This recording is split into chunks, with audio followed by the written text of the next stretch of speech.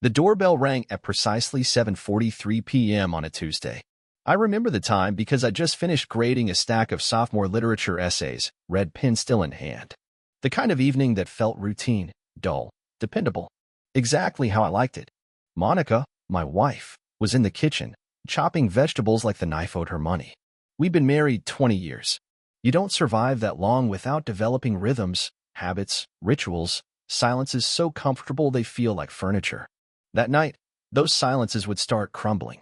I opened the front door, expecting a neighbor, a solicitor, maybe one of the Jehovah's Witnesses who always came just as the rice started boiling. What I got instead was a young man, tall, dark-haired, nervous. Familiar, but wrong. Like a song you half remember from a road trip years ago. "Can I help you?" I asked. "Mr. Keller," he said. "Mr. Adam Keller?" "That's me." He extended a hand. "My name is Eli Brenner. I'm your son. Now, I've taught high school for 2 decades. I've heard every excuse, every lie. I can keep a straight face while a kid explains how his pet iguana accidentally submitted a blank Google document. But this?" I laughed. Not a chuckle, more like a wheeze of disbelief. "Sorry, what?" "My mother was Jessica Brenner. University of Michigan. Sophomore year." He pulled out a folded photo. It was me, younger, arms slung around a girl I hadn't thought about in 2 decades. "She passed away last year," he said. "Cancer. Her last wish was for me to find you." Behind me, I heard Monica's voice. "Adam? Who's at the door?" I turned. She was there, dish towel in hand, frozen mid-step. She looked at Eli, then at me, and something shifted in her eyes, cold, clinical. Like she'd seen this movie before and hated the ending. "He says he's my son," I said. My voice felt hollow. The dish towel hit the floor. Monica didn't scream. She didn't cry. She stared at me like I was something she'd stepped in, confused about how I got there, furious that I had. "How dare you?" she hissed, not at Eli, but directly at me. 20 years, Adam. 20. And now a grown man shows up calling you dad." "I didn't know," I said. "I swear to God, Monica. Jessica never told me." Eli, bless the poor kid, looked like he'd wandered into a live grenade testing site. "I didn't come to start trouble," he said. "I just wanted to meet my father." Monica turned her fury on him next. "You need to leave." "Wait," I said. "Eli, are you staying somewhere nearby?" "Holiday Inn Express on Maple. Room 214. I nodded. "I'll call you tomorrow." When the door shut, Monica went nuclear. "A son," she snapped. "And you never thought to mention him? Even by accident?" "He's 18. We were together before you. I didn't cheat on you." "Oh, so that makes it fine," she spat. "You get a secret family bonus round?" She stormed off and came back holding her phone. "Who are you calling?" I asked. "My sister. Then my lawyer." "You're out. 30 minutes. Pack a bag." I stood there, still trying to breathe, while she paced like a prosecutor prepping for closing arguments. 20 years together, reduced to 30 minutes and a carry-on. I didn't argue. What was there to say? I reached for the suitcase we used for lake house weekends. It used to hold swimsuits and sunscreen. Now it held endings. "I didn't lie to you," I said from the bedroom doorway. "You have to believe that." She looked at me, arms crossed, spine rigid. "But now he's here." I left. I didn't slam the door. Didn't yell. Just drove across town and parked outside that Holiday Inn. Didn't go in. Not yet. I sat there, car idling, staring at the clock. 9:28 p.m. The world hadn't ended with an explosion. It crumbled slowly, like drywall peeling under hidden water damage. Room 214. I checked in under my own name. The woman at the front desk didn't ask questions. The room had 2 queen beds and 1 man unraveling between them. I sat on the edge of one. Turned off the sitcom on TV. Read a text from Monica, "Please don't come back." Then I opened the drawer, found the motel Bible, untouched. Closed it again. And just sat there, wondering how silence could be so loud. I didn't sleep much that night. The motel's walls were paper thin, and someone in the next room had a snore that could be registered as a minor earthquake. But it wasn't the noise keeping me up. It was everything else. Monica's text kept replaying in my head. "Please don't come back." Not, "We'll talk." Not, "I need time." Just a period. Like my role in her life had officially ended in grammar. I stared at the ceiling, counting the shadows as headlights passed outside. At some point, I stopped thinking and just floated in that weird half-place between denial and numbness. In the morning, I met Eli for coffee in the motel's breakfast nook. He was already sitting at a corner table, stirring orange juice with a straw like a kid trying to find his place. You came, he said. I said I would. I sat across from him. So, 19, huh? 18, he corrected. I'll be 19 in January. He had her eyes. Jessica's.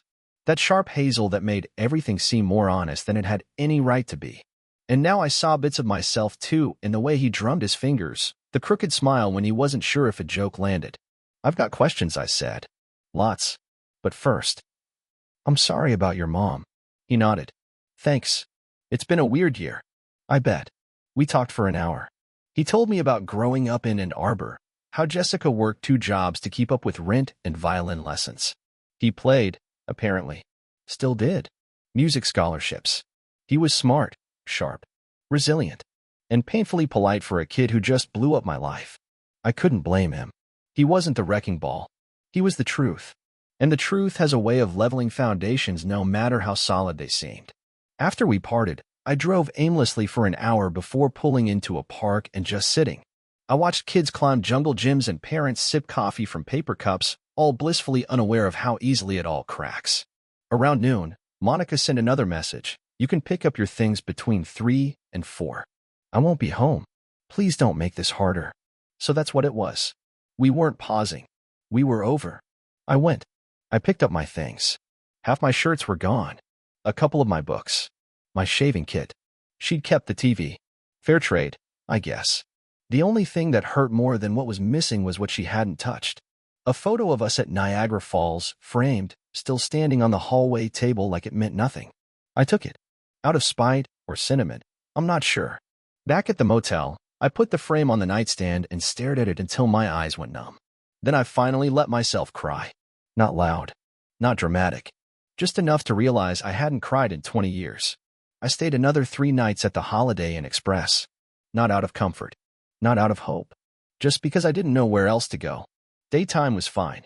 I kept myself busy. Library visits, long walks, chain coffee shops with Wi-Fi strong enough to scroll through my regrets. But nighttime? Nighttime was the deep end. No lifeguard. No floaties. Just me and the humming of the mini fridge. On Friday morning, Eli called. He wanted to meet again. This time he asked if we could go somewhere less beige. We met at a little diner off Route 12, the kind with sticky menus and waitresses who call you hon like they mean it. Eli ordered pancakes with extra butter. I got black coffee and the cinnamon toast special. We talked. Or rather, he talked, and I listened. It was easy to do. The kid had stories. He told me about Jessica's obsession with crossword puzzles and how she used to hum while folding laundry. How she never dated seriously after me. She said you were the one that got away, he said, pouring syrup without looking up. I laughed, quietly, bitterly. That's rich, considering I didn't even know I was in the race. She said she tried to tell you, he replied. I nodded. She might have. I was an idiot back then. We chewed in silence for a while. The kind of silence that builds bridges or burns them, depending on who speaks next. So what now? Eli asked. I blinked. What do you mean? I mean, are you going to be in my life? Or was this just a one-time curiosity check? He wasn't being rude. He was being honest. There's a difference. And I appreciated it more than I could say. I don't know, I admitted. Everything's still, sideways. He nodded. I get that. I want to know you, I added quickly. But I won't pretend I have a clue what that's supposed to look like. Eli smiled. Just a little. It can start with breakfast. Maybe next week. Yeah, I said. Yeah, I'd like that. We shook on it. I don't know why. It just felt right, like 2 men drawing up an informal treaty on the ruins of something neither of us broke. When I got back to the motel, my phone buzzed. Monica. A voicemail. Short. Cold. I dropped off some of your mail at your sister's place. You should update your address. Also, cancel the cable. I'm switching providers. That was it. 20 years, reduced to a customer service reminder. That night, I stared at the ceiling again, but this time something shifted. A dull ache moved from my chest down to my gut. Not heartbreak. Not loss. Hunger. I was hungry for truth. For answers. For understanding how Monica, the woman I shared 2 decades of grocery lists and anniversary trips with, could go from cold shoulder to frostbite without blinking. So I did something I hadn't done in years. I logged into our shared cloud account. The one we used for vacation photos and Costco lists. The account she forgot I had access to. I found her synced messages, photos, notes, digital breadcrumbs. And what I saw, well, apparently I wasn't the only one hiding history. There were messages, months old, between Monica and someone named D, casual at first, then more personal, then unmistakable. Photos of wine bottles, shared playlists, a screenshot of a flight booking to Asheville. One message stood out. I hate feeling like a stranger in my own home. With you, I remember who I am. The timestamp? 2 months before Eli showed up. I didn't feel rage. Not then. Just clarity. A puzzle piece I didn't know was missing had snapped into place. She hadn't kicked me out because of Eli. Eli was just the excuse. The trigger. The clean break she'd been waiting for. I sat there in that beige motel room, laptop on my knees, heart nowhere to be found. Not broken. Just misplaced. The next morning, I drove to Monica's sister's house. She handed me a box of my mail with a look that said, I know, but I'm not choosing sides. Fair enough. Inside the box was a birthday card from a student, a letter from my bank, and a small envelope addressed in Monica's handwriting. I opened it last. Inside was a single line on a torn piece of stationery. I didn't fall out of love. I just stopped recognizing you. No signature. No explanation. It was brutal in its simplicity. And accurate. Maybe I'd changed. Maybe she had. Or maybe we'd both just worn each other down like bad shoes on a long road. But here's the thing. I didn't stop recognizing her. I knew exactly who she was now. And she wasn't the woman I married. When you finally see behind the curtain, you don't gasp. There's no dramatic music, no spotlight. Just quiet disappointment. Because the wizard turns out to be a guy in a wrinkled shirt, pulling strings with greasy fingers. That's how it felt when I found him. D. The man Monica had been messaging. The man whose name came up just enough to fly under the radar. Darren Lang. Married. Divorced. Now.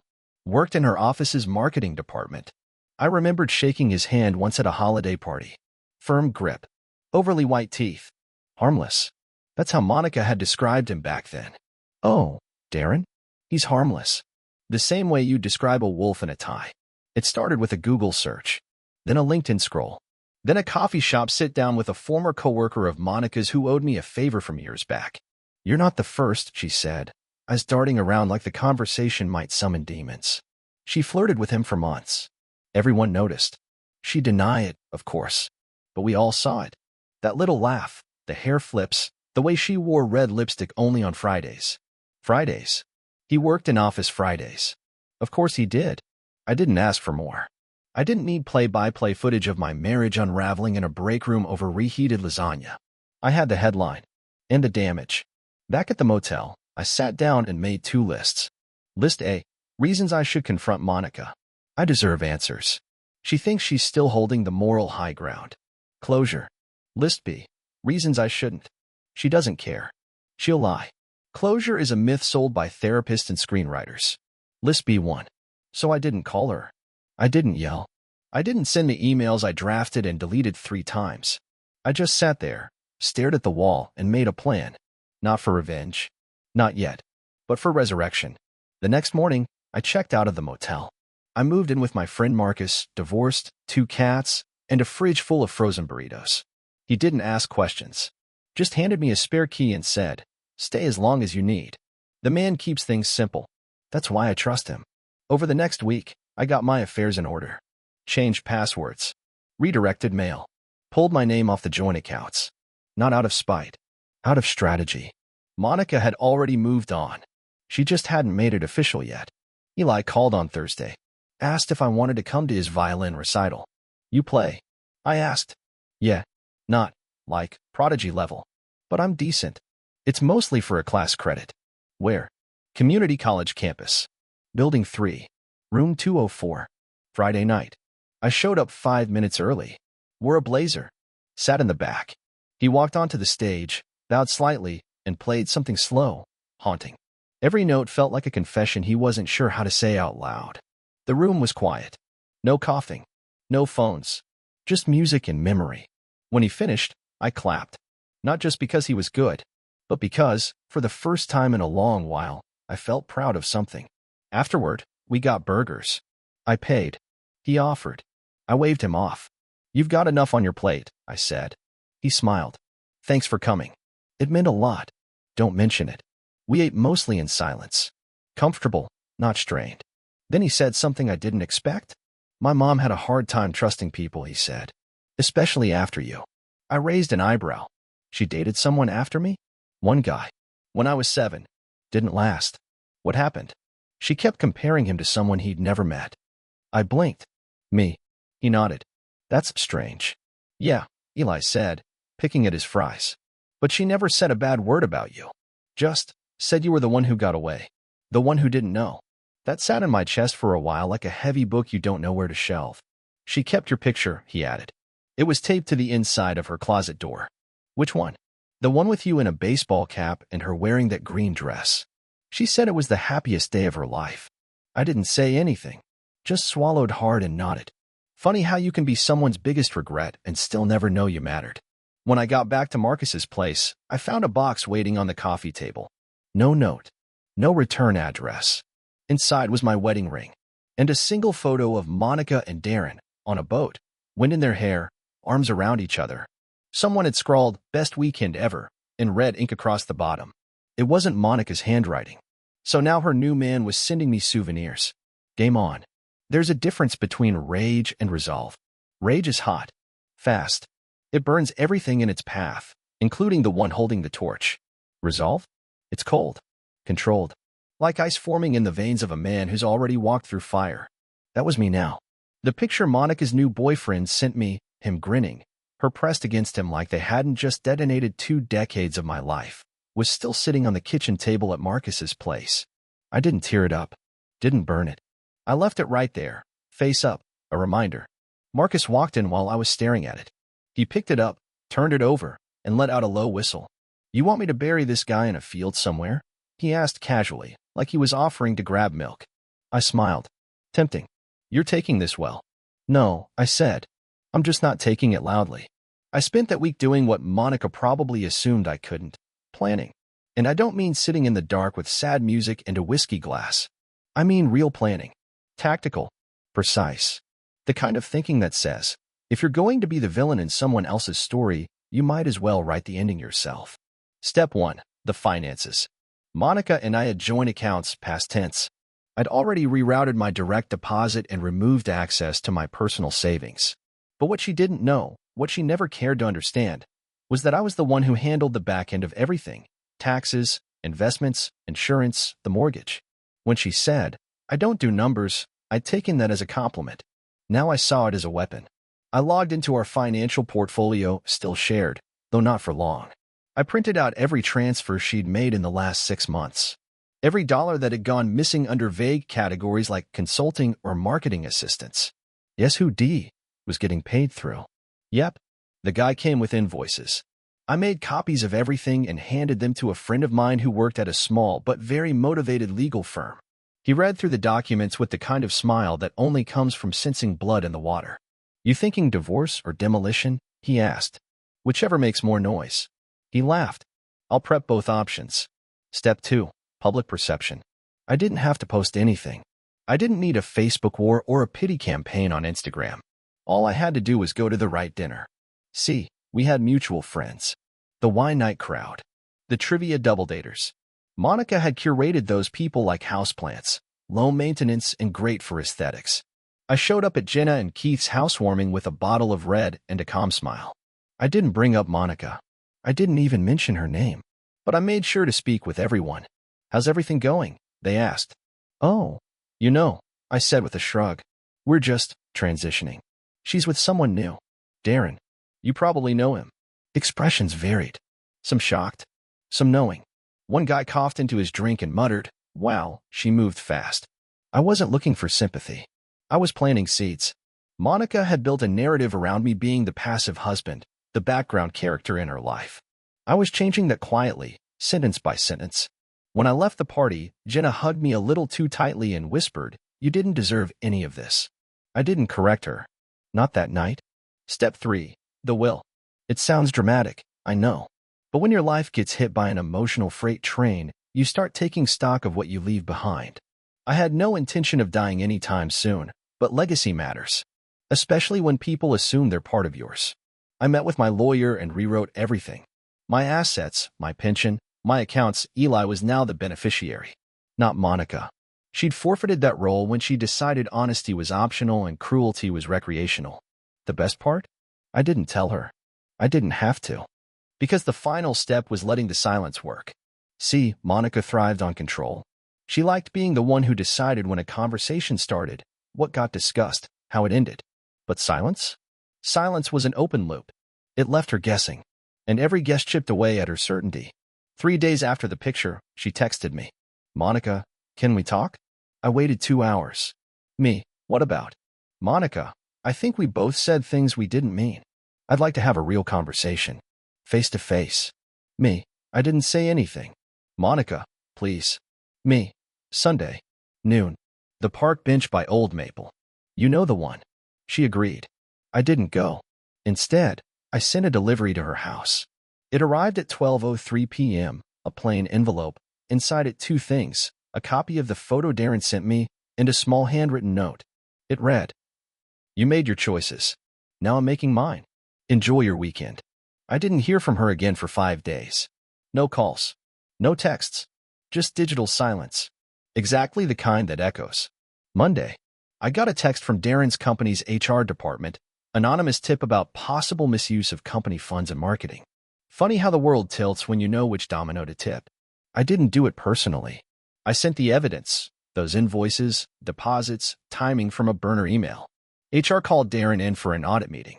He came unstuck fast. Embarrassed. Defensive. Eventually, he resigned before they even reached the conversation about while your wife was still married consulting fees. Darren called me that evening at Marcus's. No threats. Just confusion. How did you? He started. I cut him off. I just needed to know you could still lose something. That was cold, I know. But fuck him, a wolf in a tie. Friday night. Neighborhood block party. Monica showed up with her new beta. Same grin, same energy, but now with fewer secrets. I was there too, silent, watching. I didn't lash out. I didn't call her out in front of everyone. Instead, I walked up to the grill and said, "Hey, can I have a word inside?" Front door. Dim hallway. Just me and her. She looked startled, then smoothed her expression out. She'd been practicing that face for months. "I'm moving forward," she said, arms folded. "I'm moving forward too," I said. Her new man is shadowed behind her in the doorway. I said nothing more, and I didn't raise my voice. Didn't need to. When I left 5 minutes later, I saw it in her eyes. Respect? Regret? I couldn't tell. Didn't care to. But I felt powerful. Sunday dawned quiet. I rode my bike to the spot where I first met Eli for breakfast, sun-dappled courtyard, spring flowers. He was there already. He smiled when he saw me. I handed over a small leather case. Inside, my old pocket watch, the one Jessica gave me on our 10th anniversary. "Dad?" he asked. "Promise to keep it," I said. "We're building something slow, but solid." We walked. He asked about everything, the divorce, Monica's boyfriend, how I handled it. "It wasn't about crushing them," I said. "It was about reminding them you don't get to write my story anymore." He nodded. "But you did it without yelling." "I used their silence," I said. We ended with one of those rare good hugs, 2 men making their own future out of someone else's wreckage. "You wanted me to take violent revenge?" "I did. Just not the way people think. Nobody got hurt. No fists flew. No firebombs. But the violence was there. Not outward. Inward. Brutal. Systematic." I went into Monica's office one Wednesday. She was surprised to see me in her space. I handed her a folder labeled Financial Audit Report. Inside, every line we'd uncovered, Darren's invoices, expense claims, all tied to her personal account, tax evasion risk, grounds for immediate firing, legal and financial humiliation. I told her, quietly, "I could have let this slide. You're still married to me, technically, but you broke our contract." She looked away, defiant and frightened, maybe both. "I won't press charges," I continued. "But HR and the lawyer already have their copies. So do your new boss, your parents, the credit bureau." That was the moment she finally lost footing. Her empire of half-truths? Shuddered. It was violent. Not the crashing kind. The ripping the curtains open kind. The kind that leaves you exposed.